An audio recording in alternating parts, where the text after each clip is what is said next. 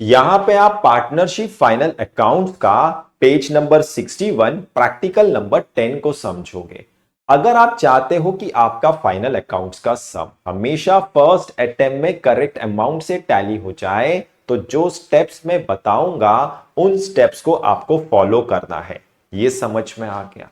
तो first step है कि आपको पूरे क्वेश्चन को अच्छे से रीड करना है, जो 3 पार्ट्स में डिवाइड है, जिसके फर्स्ट पार्ट में ट्रायल बैलेंस के ऊपर इंफॉर्मेशन गिवन है, उसे आपको रीड करना है, जिसमें पार्टनर्स का नाम, पार्टनर्स का प्रॉफिट शेयरिंग रेशियो, सब में क्या प्रिपेयर करना है और फाइनेंशियल ईयर का एंड डेट गिवन होगा।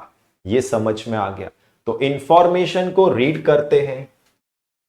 Shipra and Manisha are partners sharing profits and losses in their capital ratio. You are required to prepare trading account and profit and loss account for the year ended 31st March 2019 and balance sheet as on that date. तो शिप्रा और Manisha partners हैं और ये profit और loss को अपने capital ratio में share करेंगे, और यहां पे आपको trading account, profit and loss account और बैलेंस शीट प्रिपेयर करना है, जिसका फाइनेंशियल ईयर एंड 31 मार्च 2019 है। मतलब इस सम का फाइनेंशियल ईयर 2018 एंड 19 है। ये समझ में आ गया? अब इनके कैपिटल रेशियो को कैसे फाइंड आउट करना है उसे समझो। तो आपको सबसे पहले शिप्रा और मनीषा के कैपिटल को रेशियो के फॉर्म में लिखना है, 90,000 इज टू 30,000।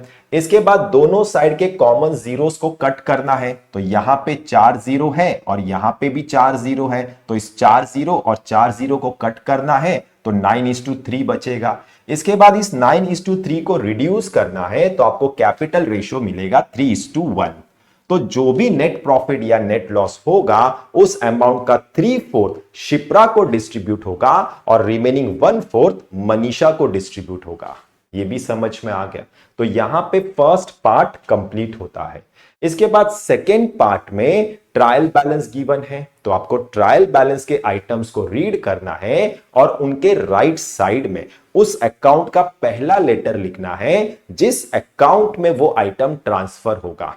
जैसे कोई आइटम ट्रेडिंग अकाउंट में ट्रांसफर होगा तो टी लिखना है, प्रॉफिट एंड लॉस में ट्रांसफर होगा तो पी लिखना है।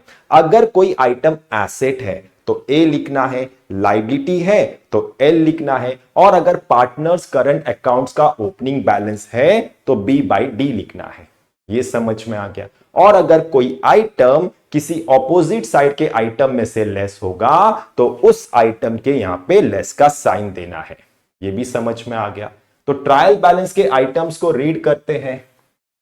Sundry debtors, asset purchases, trading furniture, asset plant and machinery, asset wages, trading salaries, profit and loss discount, profit and loss bills receivable, asset carriage outward, profit and loss postage, profit and loss sales return। इस sales में से less होगा तो यहां पे less का sign देना है। Cash in hand, asset, cash at bank, asset insurance, profit and loss, opening stock, trading, trade expenses. अब ये ट्रेड एक्सपेंसेस ट्रेडिंग में ट्रांसफर होगा या प्रॉफिट एंड लॉस में ट्रांसफर होगा, यह डिपेंड होता है कि सन्ड्री, मिसलेनियस, ऑफिस और जनरल एक्सपेंसेस, इन चारों में से कोई भी एक एक्सपेंसेस ट्रायल बैलेंस में गिवन है या नहीं। अगर इन चारों में से कोई भी एक एक्सपेंसेस ट्रायल बैलेंस में गिवन है तो ये ट्रेड एक्सपेंसेस ट्रेडिंग में ट्रांसफर होगा, और अगर इन चारों में से कोई भी एक एक्सपेंसेस ट्रायल बैलेंस में गिवन नहीं है तो ये trade expenses profit and loss में ट्रांसफर होगा। ये समझ में आ गया? अब यहां पे इन चारों में से कोई भी एक एक्सपेंसेस गिवन नहीं है तो ये trade expenses profit and loss में ट्रांसफर होगा। इसके बाद warehouse rent, profit and loss advertisement, profit and loss building asset, sales, trading rent, profit and loss sundry creditors, liability, purchases return. इस purchases में से लेस होगा तो यहां पे लेस का साइन देना है। Discount, profit and loss bills payable, liability, capital account Shipra और Manisha, liability, current account Shipra और मनीषा, ये पार्टनर्स करंट अकाउंट्स का ओपनिंग बैलेंस है तो बी बाई डी लिखना है। ये समझ में आ गया? तो यहां पे सेकेंड पार्ट कंप्लीट होता है।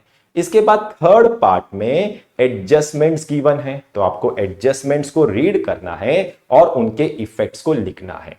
और जिस एडजस्टमेंट के इफेक्ट को ट्रायल बैलेंस के किसी आइटम में एडजस्ट करना है, उस आइटम के लेफ्ट साइड में उस एडजस्टमेंट का नंबर लिखना है। ये समझ में आ गया।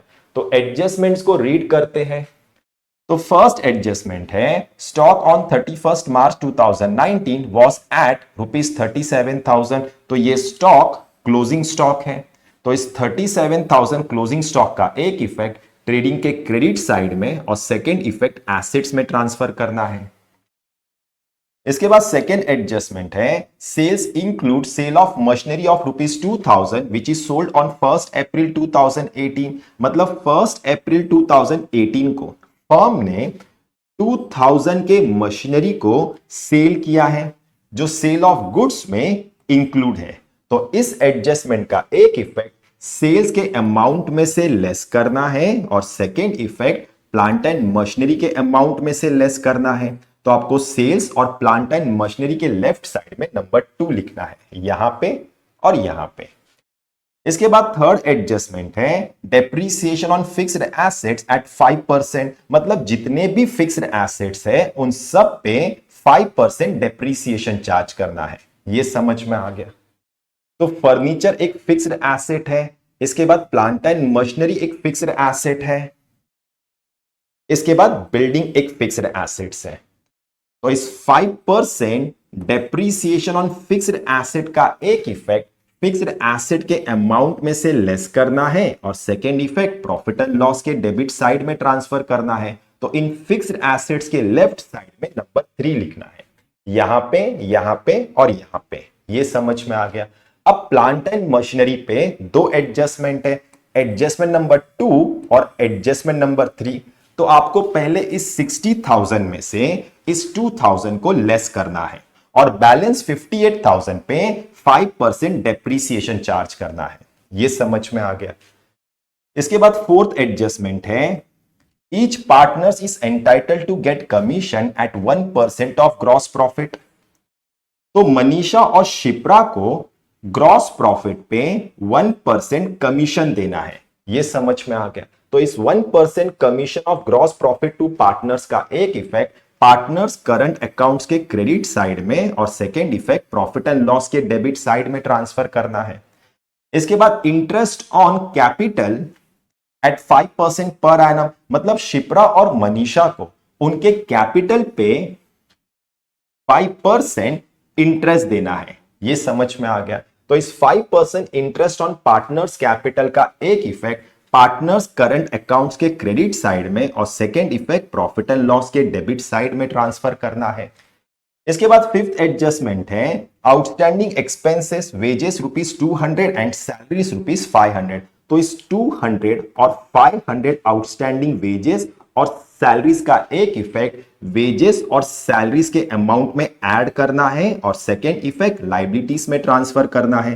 तो आपको वेजेस और सैलरीज के लेफ्ट साइड में नंबर 5 लिखना है, यहां पे और यहां पे। इसके बाद लास्ट एडजस्टमेंट है create provision for doubtful debts at 3% on sundry debtors. मतलब सन्ड्री डेटर्स पे 3% provision for doubtful debts create करना है। ये समझ में आ गया। तो इस 3% provision for doubtful dates on sundry debtors का एक इफेक्ट सन्ड्री डेटर्स के अमाउंट में से लेस करना है और second effect profit and loss के डेबिट साइड में ट्रांसफर करना है। तो आपको सन्ड्री डेटर्स के लेफ्ट साइड में नंबर 6 लिखना है, यहां पे। ये भी समझ में आ गया। तो यहां पे फर्स्ट स्टेप कंप्लीट होता है, जहां पे आपको अच्छे से समझ में आ गया होगा कि आपको फर्स्ट स्टेप में क्या करना है।